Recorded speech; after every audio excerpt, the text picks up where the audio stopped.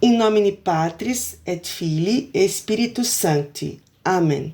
Ave Maria, gratia plena, Dominus tecum, benedicta tu in mulieribus, et benedictus fructus ventris tui, Iesus. Santa Maria Mater Dei, ora pro nobis peccatoribus, nunc et in hora mortis nostre. Amém. Bom, ainda dentro do capítulo 2, que nós estamos estudando o creio, né? Então, hoje vamos ler o artigo 3. Jesus Cristo foi concebido pelo poder do Espírito Santo, nasceu da Virgem Maria. Parágrafo 1. O Filho de Deus se fez homem.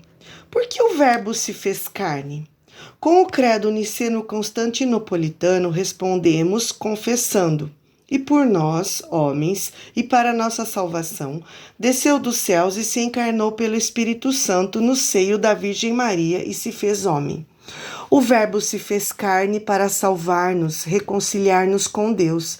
Foi Ele que nos amou e enviou-nos seu Filho como vítima de expiação por nossos pecados. 1 de João 4,10. O Pai enviou seu Filho como Salvador do mundo, 1 de João 4,14. Este apareceu para tirar os pecados, 1 de João 3,5. Doente, nossa natureza precisava ser curada, decaída, ser reerguida, morta, ser ressuscitada. Havíamos perdido a posse do bem, era preciso nola restituir. Enclausurados nas trevas, era preciso trazer-nos à luz. Cativos, esperávamos um Salvador. Prisioneiros, um socorro. Escravos, um libertador. Essas razões eram sem importância? Não eram tais que comoveriam a Deus a ponto de fazê-lo descer até a nossa natureza humana para visitá-la uma vez que a humanidade se encontrava em um estado tão miserável e tão infeliz?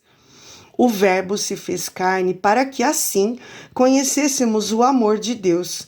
Nisto manifestou-se o amor de Deus por nós. Deus enviou seu Filho único ao mundo para que vivamos por ele. 1 de João 4,9. Pois Deus amou tanto o mundo que deu seu Filho único, a fim de que todo o que nele crer não pereça, mas tenha a vida eterna. João 3,16. O Verbo se fez carne para ser nosso modelo de santidade. Tomai sobre vós o meu jugo e aprendei de mim. Mateus 11,29. Eu sou o caminho, a verdade e a vida. Ninguém vem ao Pai a não ser por mim. João 14,6. E o Pai, no Monte da Transfiguração, ordena: ouvi-o. Marcos 9,7. Pois ele é o modelo das bem-aventuranças e a norma da nova lei. Amai-vos uns aos outros como eu vos amei. João 15,12. Este amor implica a oferta efetiva de si mesmo em seu seguimento. O Verbo se fez carne para tornar-nos participantes da natureza divina, 2 de Pedro 1,4. Pois esta é a razão pela qual o Verbo se fez homem, e o Filho de Deus, filho do homem. É para que o homem, entrando em comunhão com o Verbo e recebendo assim a filiação divina, se torne filho de Deus. Pois o Filho de Deus se fez homem para nos fazer Deus. O Filho unigênito de Deus, querendo-nos participantes de sua divindade, assumiu a nossa natureza para que aquele que se fez homem dos homens fizesse deuses com D minúsculo. A encarnação. Retomando a expressão de São João, o Verbo se fez carne, que está em João 1,14, a Igreja denomina encarnação o fato de o Filho de Deus ter assumido uma natureza humana para realizar nela a nossa salvação. Em um hino atestado por São Paulo, a Igreja canta o mistério da encarnação. Tende em vós o mesmo sentimento de Cristo Jesus. Ele tinha a condição divina e não considerou o ser igual a Deus como algo a se apegar ciosamente, mas esvaziou-se a si mesmo e assumiu a condição de servo, tomando-a semelhança humana. E achado em figura de homem, humilhou-se e foi obediente até a morte de cruz. Filipenses 2:5-8. A Epístola dos Hebreus fala do mesmo mistério. Por isso, ao entrar no mundo, ele afirmou: não quiseste sacrifício e oferenda, Tu, porém, transformaste-me num corpo. Holocaustos e sacrifícios pelo pecado não foram do teu agrado. Por isso eu digo, eis-me aqui, para fazer a tua vontade. Hebreus 10, 5-7. Citando o Salmo 40, de 7 a 9. A fé na encarnação verdadeira do Filho de Deus é o sinal distintivo da fé cristã. Nisto reconheceis o Espírito de Deus. Todo espírito que confessa que Jesus Cristo veio na carne é de Deus. 1 João 4,2. Esta é a alegre convicção da igreja desde o seu começo, quando canta o grande mistério da piedade. Ele foi manifestado na carne. 1 de Timóteo 3,16. O verdadeiro Deus e verdadeiro homem. O acontecimento único e totalmente singular da encarnação do Filho de Deus não significa que Jesus seja em parte Deus e em parte homem, nem que ele seja o resultado da mescla confusa entre o divino e o humano. Ele se fez verdadeiramente homem, permanecendo verdadeiro Deus. Jesus Cristo é verdadeiro Deus e verdadeiro homem. A Igreja teve de defender e clarificar esta verdade de fé no decurso dos primeiros séculos, diante das heresias que a falsificavam. As primeiras heresias, mais do que a divindade de Cristo, negaram sua humanidade verdadeira do cetismo gnóstico. Desde os tempos apostólicos, a fé cristã insistiu na verdadeira encarnação do Filho de Deus, que veio na carne. Mas desde o século III, a Igreja teve de afirmar contra Paulo de Samósata, em um concílio reunido em Antioquia, que Jesus Cristo é Filho de Deus por natureza e não por adoção. O primeiro concílio ecumênico de Nicéia, em 325, confessou em seu credo que o Filho de Deus é gerado, não criado, consubstancial ao Pai. E condenou Ário, que afirmava que o Filho de Deus veio do nada e que ele seria de uma substância diferente do Pai. A heresia nestoriana via em Cristo uma pessoa humana unida à pessoa divina do Filho de Deus. Diante dela, São Cirilo de Alexandria e o Terceiro Concílio Ecumênico, reunido em Éfeso em 431, confessaram que o Verbo, unindo a si em sua pessoa uma carne animada por uma alma racional, se tornou homem. A humanidade de Cristo não tem outro sujeito senão a pessoa divina do Filho de Deus, que assumiu e a fez sua desde sua concepção. Por isso o Concílio de Éfeso proclamou em 431 que Maria se tornou de verdade mãe de Deus pela concepção humana do Filho de Deus em seu seio. Mãe de Deus, não porque o Verbo de Deus tirou dela sua natureza divina, mas porque é dela que ele tem o corpo sagrado dotado de uma alma racional, unido ao qual, na sua pessoa, se diz que o Verbo nasceu segundo a carne. Os monofisistas afirmavam que a natureza humana tinha cessado de existir como tal em Cristo, ao ser assumida por sua pessoa divina de Filho de Deus. Confrontado com esta heresia, o Quarto Concílio Ecumênico em Calcedônia confessou em 451. Na linha dos Santos Padres, ensinamos unanimemente a confessar um só e mesmo Filho, nosso Senhor Jesus Cristo, o mesmo perfeito em divindade e perfeito em humanidade, o mesmo verdadeiramente Deus e verdadeiramente homem, composto de uma alma racional e de um corpo consubstancial ao Pai, segundo a divindade, consubstancial a nós, segundo a humanidade, semelhante a nós em tudo, com exceção do pecado, gerado do Pai antes de todos os séculos, segundo a divindade, e nesses últimos dias para nós e para nossa salvação, nascido da Virgem Maria, Mãe de Deus, segundo a humanidade. Um só é mesmo Cristo, Senhor, Filho único, que devemos reconhecer em duas naturezas, sem confusão, sem mudança, sem divisão, sem separação. A diferença das naturezas não é de modo algum suprimida por sua união, mas antes as propriedades de cada uma são salvaguardas e reunidas em uma só pessoa e uma só hipóstase. Depois do Concílio de Calcedônia, alguns fizeram da natureza humana de Cristo uma espécie de sujeito pessoal. Contra eles, o Quinto Concílio Ecumênico em Constantinopla, em 553, confessou a propósito de Cristo: não há senão uma única hipóstase, ou pessoa, que é nosso Senhor Jesus Cristo, um da Trindade. Na humanidade de Cristo, portanto, tudo deve ser atribuído à sua pessoa divina, como ao seu sujeito próprio, não somente os milagres, mas também os sofrimentos e até a morte. Aquele que foi crucificado na carne, nosso Senhor Jesus Cristo é verdadeiro Deus, Senhor da glória e um da Santíssima Trindade. A Igreja confessa assim que Jesus é inseparavelmente verdadeiro Deus e verdadeiro homem. Ele é verdadeiramente o Filho de Deus que se fez homem, nosso irmão, e isto sem deixar de ser Deus, nosso Senhor.